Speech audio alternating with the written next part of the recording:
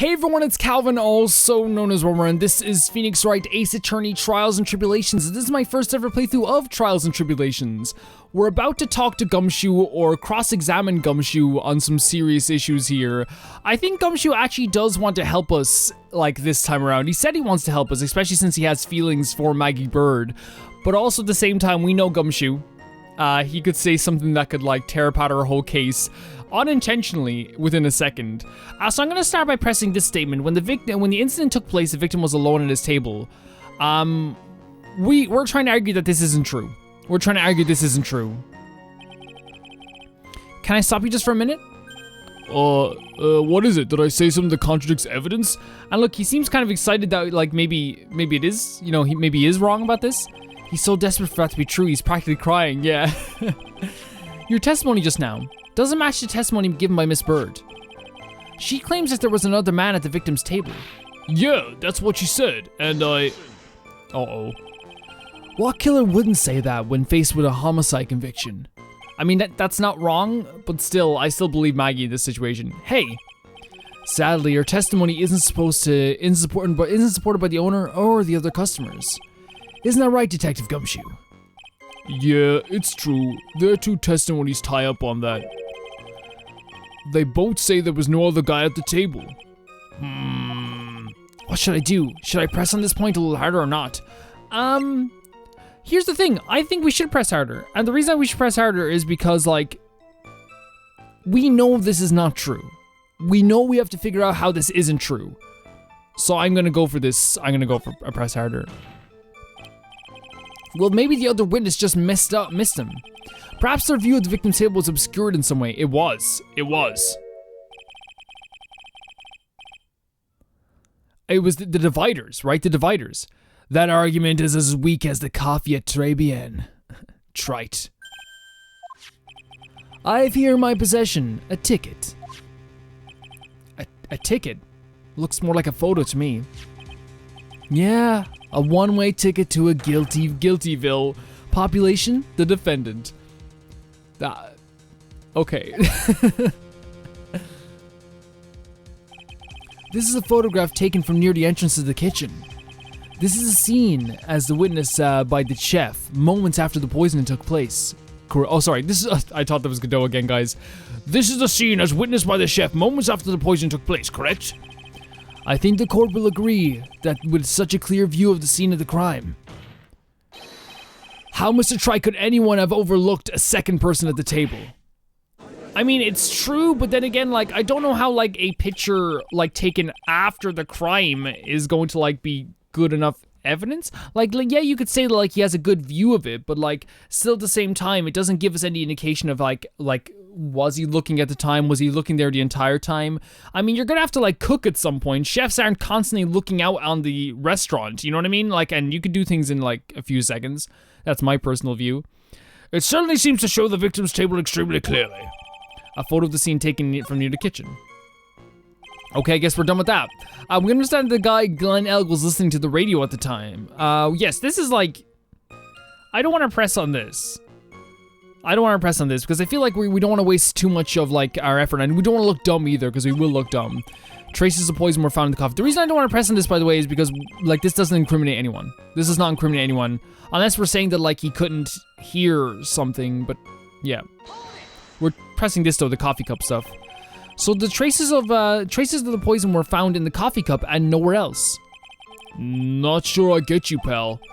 Was the poison a liquid, or was it a powder? If I had to put it in layman's terms, I say it was a powdery substance. So the poison could have been in anything that was on the table. Sugar, salt, pepper. Oh, what do you got for me?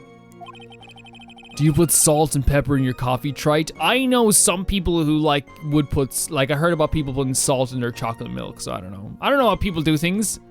What about sugar? People put sugar in the coffee, right? The victim took his coffee black with no sugar. Oh, there we go. It seems that the poison could only have been in the coffee. What should I do? Should I press on this point a little bit harder or not? Like, again, we're trying to prove a point here. We're trying to prove a point here. I'm pressing harder. And it's not gonna like, it might make us look dumb at this point, but like, I think we need to find out more about this. Are you absolutely certain that the victim even drank any of his coffee? Huh? What do you mean? We saw it like all over the table, didn't we? According to this file, the poison was found in the victim's coffee cup. But what proof is there that the victim ever drank any of it? Oh, hey, you're right. That's what I was... You know, it's not gonna work, Gumshoe. It's not gonna work this time around. In case you were wondering, the last objection was for the detective there. Huh? For me? Oh, hey, you're right.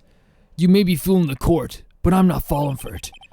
If you have the time to waste, you have the time to present that piece of evidence. That piece, sir? Yes, that piece. What piece was it again? Oh, he's trying his best to not like give up this piece of evidence. This. Again? You're doing this again to me? Should I be grateful this coffee's only hot enough to give me first degree burns? That is like, I'm sorry, but like throwing coffee on someone like is almost worse. I think it's worse than the whip, right? It's worse than the whip. Like the whip like would whip us, yeah, and leave marks, but this could literally damage your face forever. Oh, now I remember. This is the victim's coffee cup. Yes, the victim's cup. Take a good look at the rim. Oh, yes, it's unmistakable. There is clearly a coffee stain on it. Conclusive proof that the victim did drink the poison coffee that was in this cup. The victim gulped down the bitter death that the waitress brought to him. Oh my god. Again, it reminds me of Caspar from Fire Emblem 3 Houses, the way he just gulps down his tea.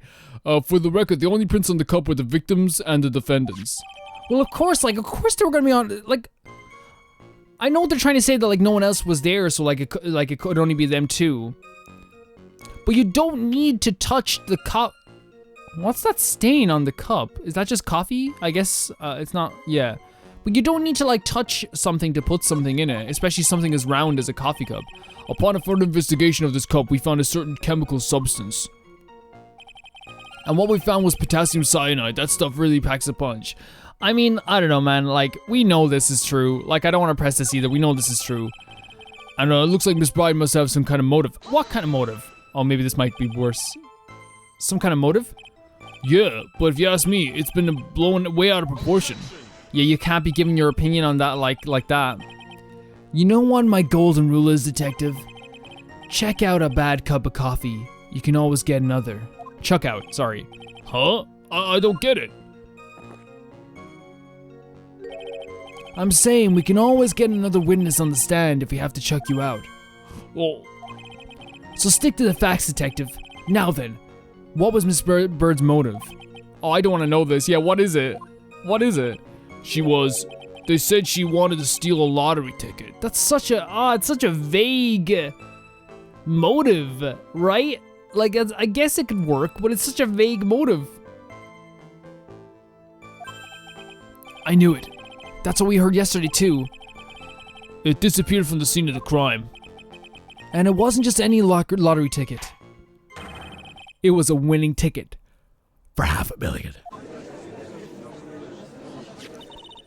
Like, I could totally, like, there's a great show, I won't say what it is because it might spoil it, but there's a great show I love, it's one of my favorites of all time, where, like, this couple gets a lottery ticket, and, like, everything goes to crap. They get so paranoid, they feel like everyone's trying to kill them, so I can totally understand, like, where, like, we might be coming from with this. But at the same time, I feel like it's still pretty vague. Mr. Armstrong knew about the ticket, too, didn't he? But he stole the wrong one. Then, is it possible that Maggie stole the winning one? What should I do? Should I press on this point a little harder? No, we will not. And the reason I want to... I say I don't want to incriminate her even more, but I feel like, again, like I said in the last case, and it worked, you have to drag deeper into, like, the dirt to find the treasure, right? You have to go deeper into the dark tunnel to get to the brightness on the other side. We have to get our hands dirty if we want to clean them at the end. You get what I'm saying? We want to find as much information as we can so that we can use it for ourselves. I'm pressing harder. Wait a minute. The mere fact that the lottery ticket disappeared is in no way implicates my client. I agree. Huh. I have here in my hand Oh no. the very ticket in question. That's the $500,000 lottery ticket. One of the female police officers found it when she was conducting a search of the defend. Oh no! But what if like it was slipped into her outfit? Me just trying to like explain anything. That's pretty incriminating. That's no longer vague. Order. She's quite a lucky bird, our little waitress. You will submit that ticket as evidence to the court immediately. I better keep an eye out on that ticket. The way the judge's voice is quivering. Victim's lottery ticket. A winning ticket for $500,000 found during a body search of Maggie. This ticket was presented to the court in the previous trial too. But it feels heavier now somehow. $500,000, you say? It's just a scrap of paper. What matters is where it was found, Your Honor. And that's on Maggie's person, unfortunately. That's enough. The facts of this case seem overwhelmingly clear to me. You do this every case to me. Be quiet. Shush, please. Let me defend more. The defendant had ample opportunity to commit the crime of which she is charged. Furthermore, it seems beyond reasonable doubt that she did indeed commit this crime. I like an old man who knows the score. There is also the matter of the $500,000 lottery ticket. That alone provides a very credible motive. I mean, for that sum of money, even I might be tempted to bend the rules. I don't mind an old man who's weak to the siren call of money. Not good, Nick. The evidence against Maggie is starting to pile up fast. Yeah, that's because the court has ruled guilty once already. I'd say it's about time to wrap up this repeat performance. I mean, I get where they're coming from, but at the same time, just let me defend a bit more. With one final decisive piece of evidence. He's got more evidence against Maggie. This is the apron delightful Miss Bird was wearing at the time. Is that blood? Wow. That's not the cleanest apron I've seen. That stain looks like it can't be blood, can it? It seems the star of our play was a little flustered. And someone spilled coffee on herself. The coffee? That's not exactly the first thing that caught my eye. Of course, he just looked at the coffee first. Of course, the coffee stain isn't the most interesting thing about this apron. No, there's something else that stands out even more. Something else? I presume you mean... Of course, I'm referring to the pocket. What is wrong with you, Godot? The pocket? A search carried out right after the incident uncovered this. Potassium's... Oh my god, the very poison used by the killer was in her... Oh my god, in her pocket. This is so incriminating. This is no longer trekking through the dirt. This is literally submerged 6 feet under in the dirt with a wooden plank over us. We need to get out of here. A bottle of poison in Maggie's pocket.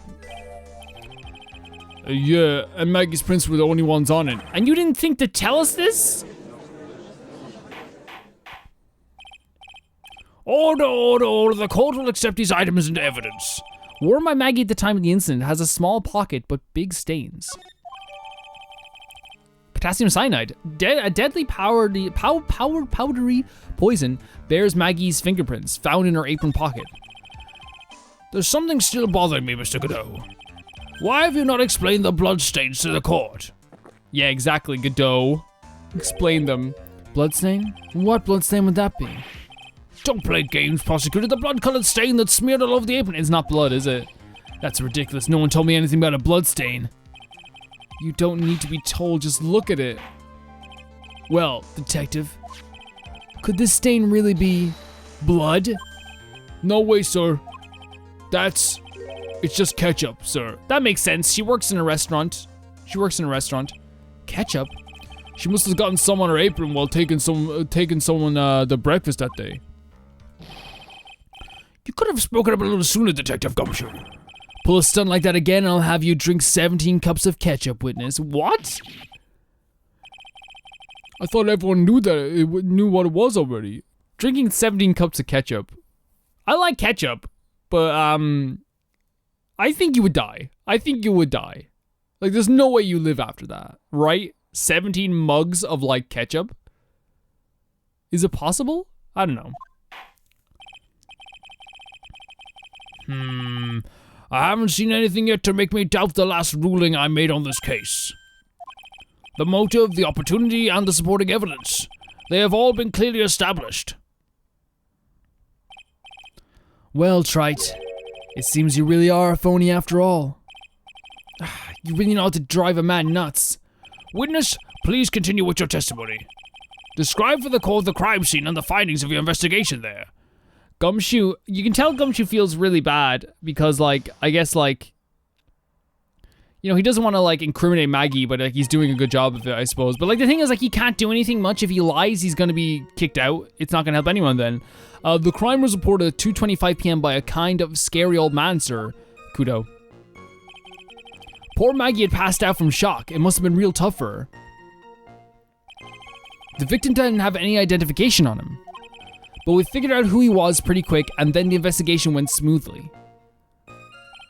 When Maggie was searched, we found the lottery ticket and the bottle of poison. Oh my god. So it was already on her at the time? What, could someone have slipped it into her, like when she was passed out, I wonder, though? And that was it. There was nothing else missing. And that was it. There was nothing else missing from the crime scene.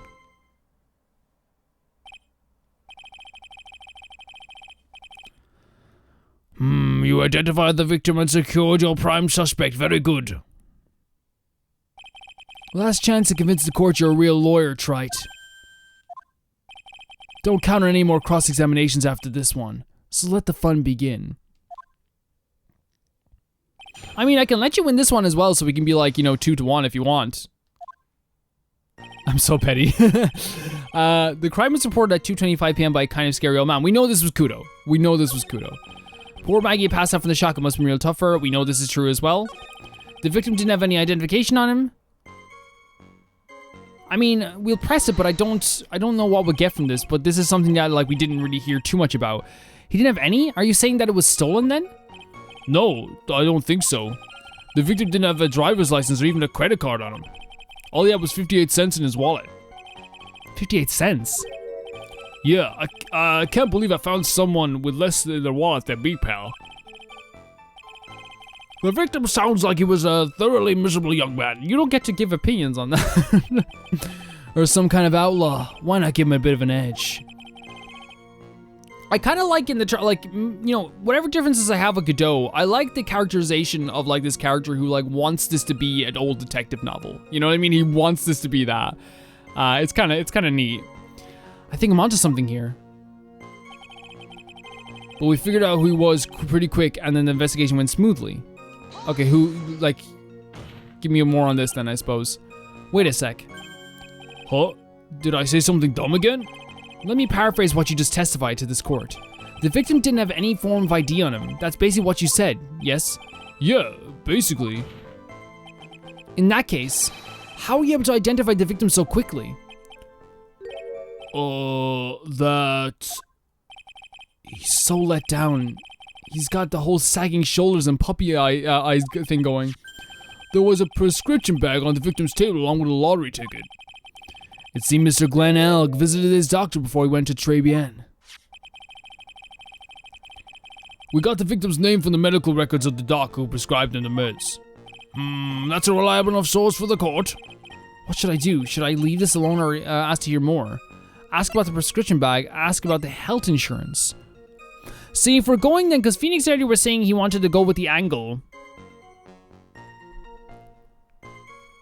Right, he wanted to go about, like, with the angle with the money. But I feel like the health insurance is, like, not relevant because he didn't mention health insurance, right? Yes, it has to do with the money, but I think the prescription bag could also lead to that as well. Because I think that we find out what sickness this person had, maybe? There might be a way to find out, like, I don't know. I'm trying to think that maybe if, like, we find out what illness this person has, right? Or what thing they need to cure. Then maybe we can find out, like, if they were involved with something that they needed money. I don't know, something like this. I don't know, we'll ask anyway. I don't know, guys. It's kind of jumbled in my head if I'm being honest. I don't have everything right now. Which is okay. It's okay. You're not supposed to have everything right now. So what sort of medicine was in the bag? Well, actually, the bag we found was empty. Huh? Yeah, completely empty. It was completely empty. The victim got this from the doctor before going to Tribulations. The bag is empty. That's very strange. Because why? I guess he just took it, maybe? You're entering an empty paper bag as evidence? Desperate, are you, Wright? Now, what happened with the investigation after that, Detective? So we have the Maggie was searched, we found the lottery ticket and the bottle of poison. I think we should press this too.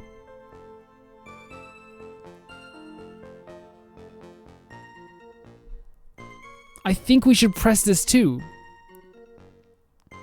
But I'm worried that it might incriminate her more. Let's press it anyway. Let's press it anyway. But the defendant had been passed out for a while, correct? In that case, isn't it possible that someone planted the evidence in Maggie's pocket? I thought that too. Hey, yeah, you nailed it, pal. It happens to me all the time. We had a department party the other day, and when I got home, I was wearing the boss's shoes. How does that? I guess, okay. Okay, I guess if things got crazy. Keep up this crazy testimony, Detective, and those shoes will end up down your throat. Sorry. So trite, that's threatening someone, okay. Why am I shocked by any, like, I don't know. I should just, accept that we have these, crazy court cases going on at some point in my life. I don't know when it will happen, though. Someone planted the evidence in Maggie's pocket? That's a pretty bold statement. Care to back it up with some evidence? Well, I'd love to if I had any. It appears you have no evidence to support your theory, Mr. Wright. True. Continue with your testimony, witness. And that was it. There was nothing else missing from the crime scene. But we know something was missing, though. Right? We know something was missing. We got the prescription bag. The prescription bag was empty. Who has an empty prescription bag? Either he took it or someone took the medicine out of it.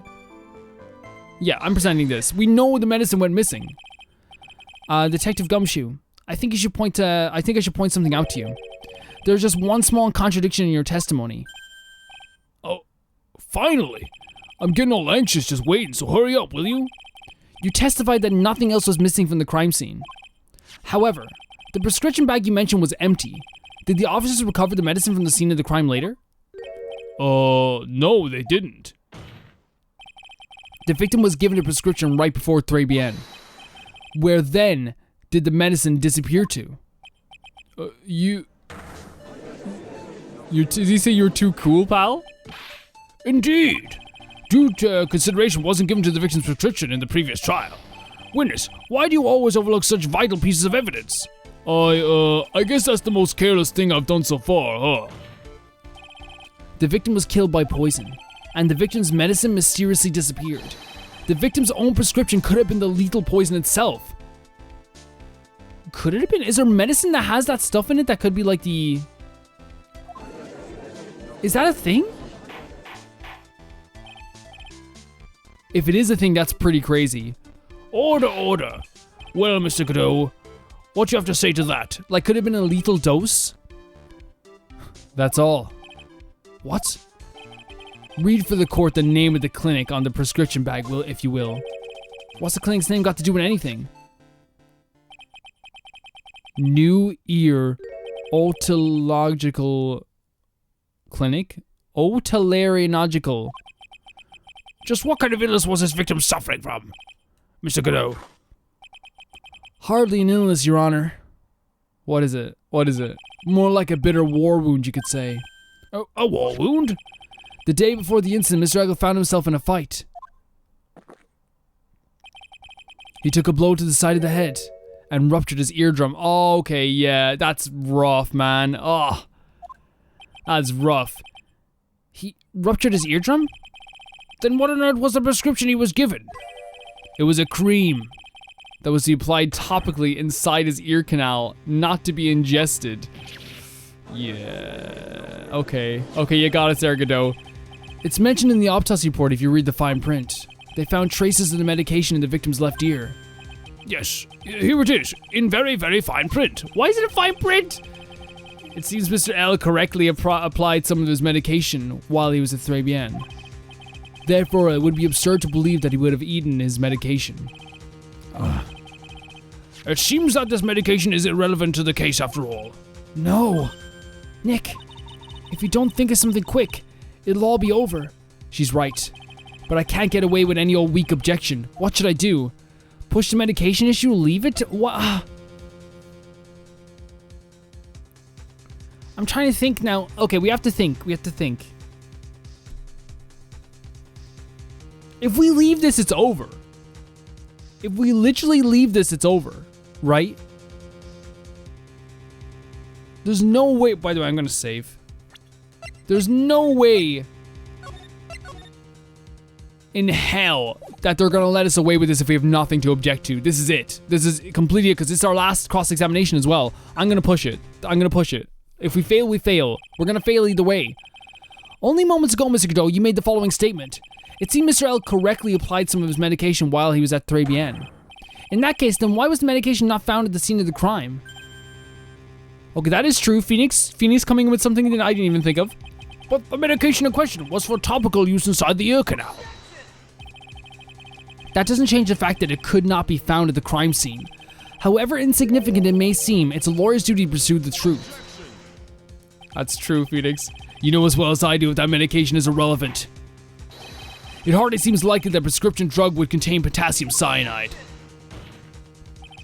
It hardly seems likely that the coffee the waitress served could contain it either. That's good, Phoenix, but it did. The possibility is undeniable.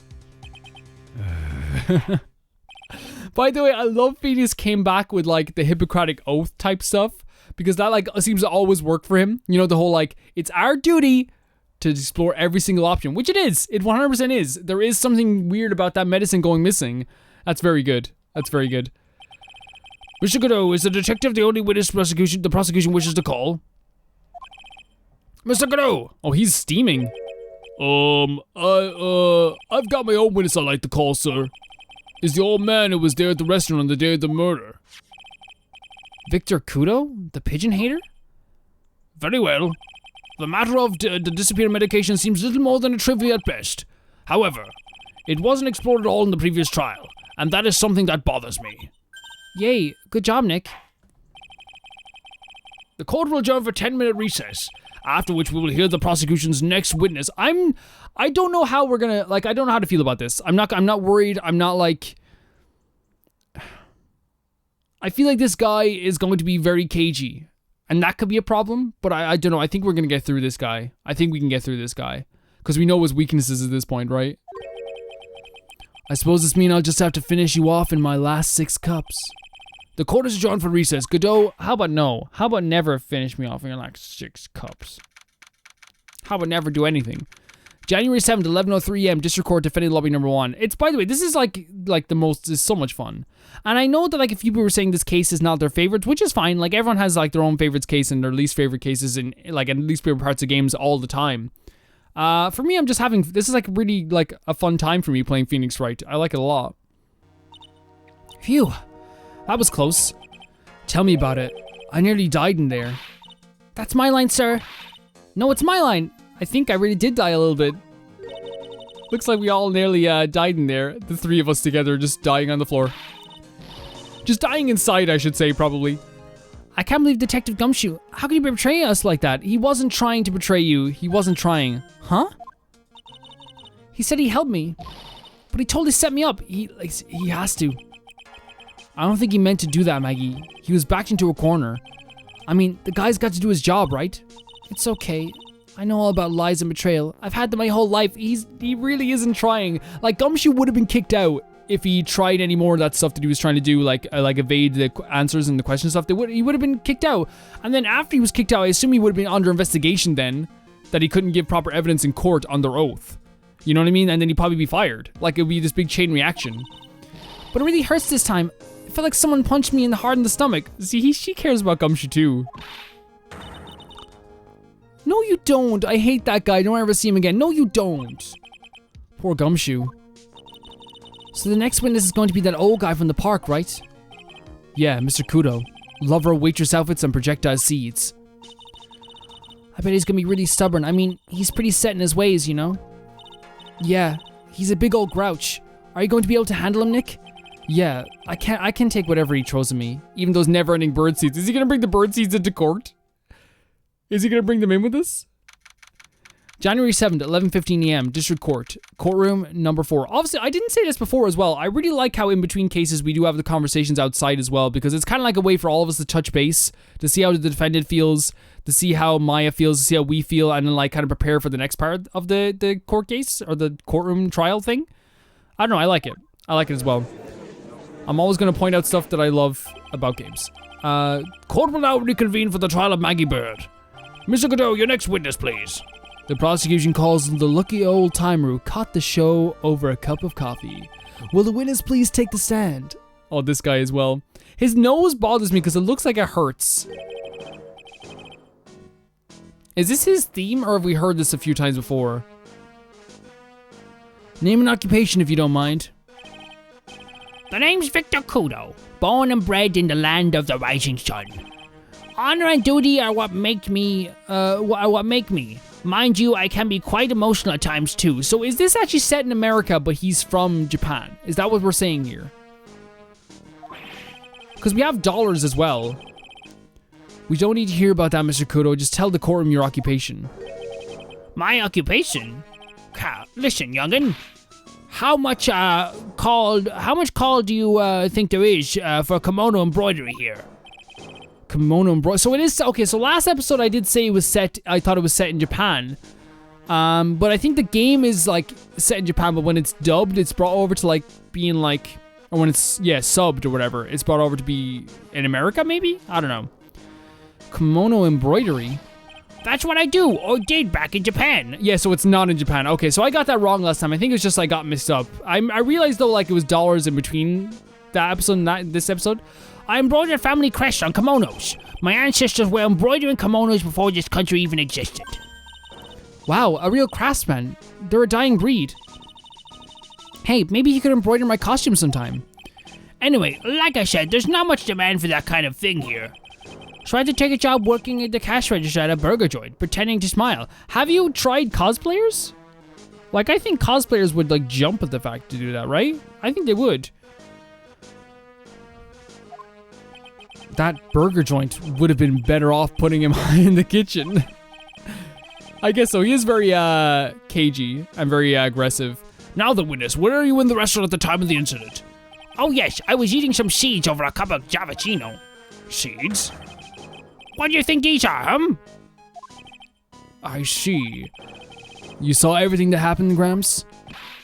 Did I? Oh yes, I did. Again, I said this before as well, but like, just to point out here as well, I love, like, that, again, with the animations they have in this game and the sprites they have in this game, they put across so much personality in each single character. Like, just letting this guy have the seeds, he's touching his nose, he has an angry face on him.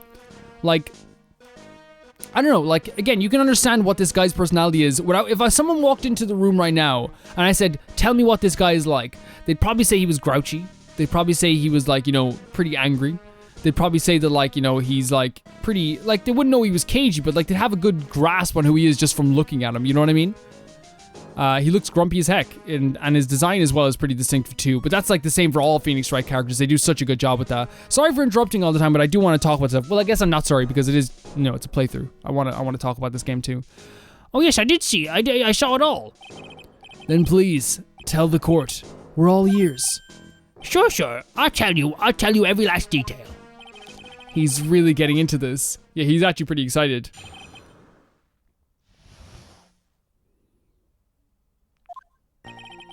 The young man was reading the sports paper. The servant girl brought them a Javachino, but she put something in it. The man took one sip of it, looked like he was in terrible pain, and then collapsed. That's the servant girl right there in the furniture. I remember her well, but you said you couldn't remember her face at all. You only looked at her outfit. So, like, are we gonna, like...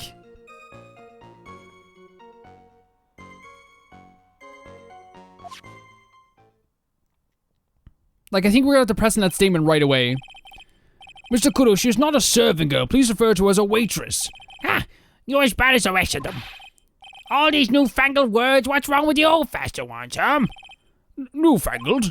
All this talk of radios and glasses and wireless and spectacles. I tell you. Excuse me? Listen to me, everyone. Don't forget the old values.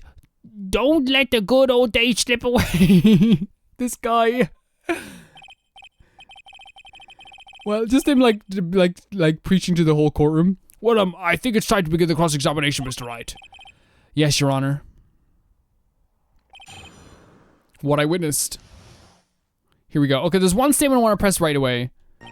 Because I feel like... Yeah, because we know this isn't true. We know this isn't true right away. You said I remember her well in reference to the waitress. Did she have any particular features that you can identify her by? Particular features? It's disgrace, that's what it is. Sorry? You can see all the way up her... Again, dude, don't look. Like... She's practically naked in that uniform. So the particular feature you recognize about the waitress is her outfit? But anyone could wear just such a uniform, even me. Mr. Wright, please spare the court of any further mental anguish from that image. I'm pretty sure there's a lot of people on the internet who would not be opposed to that image. I'm pretty sure. I don't judge nobody. Not at all. Don't get all excited, Nick. You gotta keep yourself together. Again, don't get all excited. I guess I got a bit carried away. There are other things I recognize about her too. He seems pretty sure of himself. What should I do? Yeah, I'm gonna press harder, for sure. Tell me what you recognize. You saw the waitress take the coffee over to the victim. But what matters is whether that waitress is Maggie Bird or not. Quite right. Mr. Kudo, these other features that you recognize about the defendant, I would ask you to add them to your testimony. Sure. There was a ribbon in her hair and her apron straps were loose. Okay, we know, I guess like her... We know there's a ribbon in her hair, but that's again, I think that's like a... Right? Wait, hold on a second though. Do we still have a picture of... We don't have the picture of Maggie. Okay, I wanted to see if she did untie her straps at the back. But like, we know this like... We're gonna press it anyway, by the way, but... You do seem to remember several details about her appearance, but anyone could have like had those same features. But what about the most crucial detail of all? Her face. As if I would remember that. The witness noticed the straps on the accused's apron. He's unlikely to make a mistake about her face. That's right. I can even tell the color of the ribbon in her hair. It was red. So you see, there's nothing wrong with the witness's eyesight.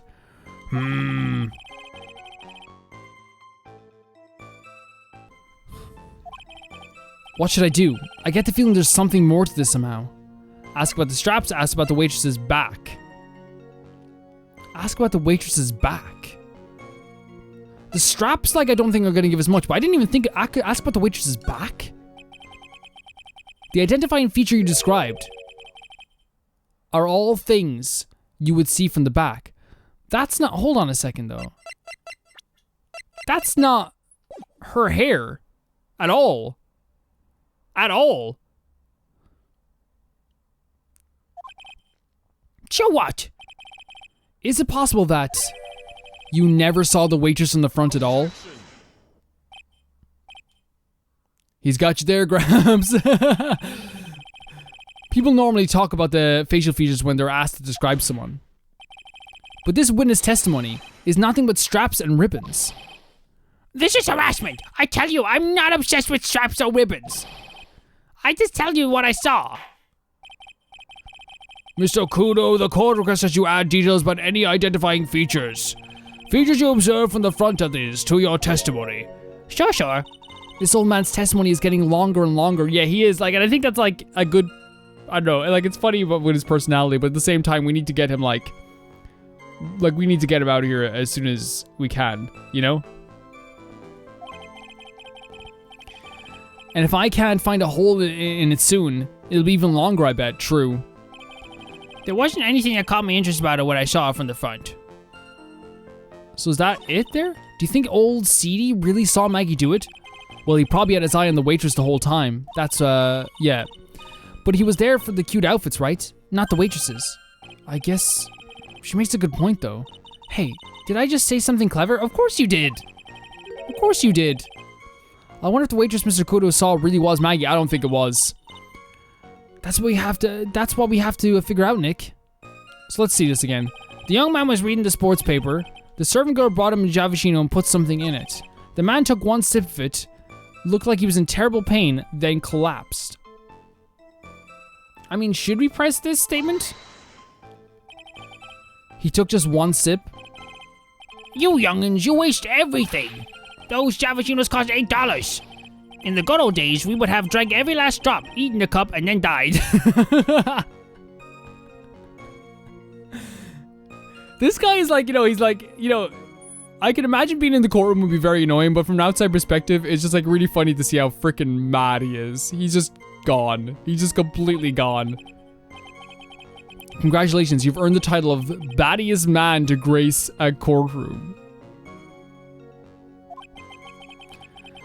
So was immediate death? Well, with the potassium cyanide, I suppose that is possible. Oh yes, he slumped over without so much as a twitch. I felt the Javachino I just drank turned sour. I felt the Javachino I just drank turned sour in my stomach. Oh yes, I know that feeling. And the waitress, I presume she is... There wasn't anything, by the way guys, I just came back, this is a little bit later, just a tiny bit later. I had to go do something very quickly, but there wasn't anything that caught my interest about her when I saw her from the front. I kind of want to like present something on this, and the reason I was looking over this as I came back is that... How could you not notice this? How could you not notice the stain that is on her as well? Mr. Kudo, I would like you to please take a look at this. Ha, that filthy thing would suit, fit like you just perfectly. Actually, it reminds me of what my grandson looks like after he's done eating. Have you ever seen this before? Of course I haven't. Do you think I'd forget something as dirty as that? Well, you half-witted clot. What? What is it? Ever since I said you half-witted clot, there's been an eerie silence in here. Mr. Kudo, this apron is the apron worn by the defendant on the day of the poisoning. Yeah, and he didn't notice it at all. That's what I'm saying. How could you not notice this? As you just said yourself, you wouldn't forget something like this. Which means if you had really seen this apron before... Yes, you know what I'm getting at. You couldn't have possibly seen the waitress from the front. Oops. Yeah, it is true. It is true. This is one of those rare cases that we're on the same wavelength as Phoenix. Witness, you can't just oops your way out of this. Well, well. Looks like we finally have a genuine trial in our hands. Now, finally? Listen, Trite. Here are the facts. On the day of the incident, there was only one waitress in the restaurant. That being the defendant, Miss Maggie Bird. Exactly. And when that one waitress put the poison in the coffee cup, this old guy was watching. I hope you understand the gravity of the situation, Mr. Kudo. The fate of the defendant may rest upon what you said, what you say you remember seeing. Just tell the court exactly what you saw, Gramps. You can rely on me, Captain. My noggin's in perfect working order. I can't remember a single occasion when I forgot what burger a customer wanted. He can't remember? Probably more like he messed up so many times he's blocking it out. True, Maya. Very well, let's just test how good your memory and attention to detail is, Mr. Kudo. Tell us what you remember about the victim. About the victim?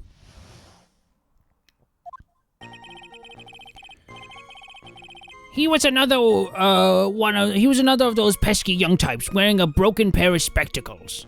Is this what we're doing here as well? Well, we know this was true. He had a newspaper in his right hand and the noisy brat kept rustling its pages. The young man was listening to the wireless. I remember that well. We know this is also true. Then the serving girl in question brought over the Javachino. The little fidget picked up the cup with his free hand and took a sip. The testimony we have just heard was to test how credible the witness' memory is. It seems to me that he remembers the victim in a great deal of detail. Oh yes, I hate those, what types who are so vague about everything. How are we going to handle this, Nick? We only need to do one thing. We just need to prove that the old man's memory is shot. Just trip him up, you mean? Isn't that kind of cruel? I suppose, but it's what I do best. At least Phoenix is admitting it. Guys, that's going to do it for this video here today, and we're going to go and cross-examine this guy in the next one. I think that if you want to give like a little bit of an opinion on what I think about this, he said the guy died in one sip. He said the little fidget picked up the cup with his free hand and took a sip. If you remember what the phrasing was earlier, we're not going to present this by the way, what the phrasing of with the coffee cup was earlier. The coffee contained potassium cyanide covered in the victim and Maggie's fingerprints. Covered. If you just take one sip, your fingerprints aren't like just going to be covered all over the cup. You're going to have like one grasp at the cup, unless you grabbed it and then brought it down. But like, I don't think your fingerprints will be covered in the cup then. You're taking a few sips. I'm going to see if we can present this next time, and we're going to present it exactly on this one here, and we'll see what we can do with this. If it's wrong, it's wrong. We'll see you in the next one. Thank you guys so much for watching, and I'll see you very soon. Bye-bye.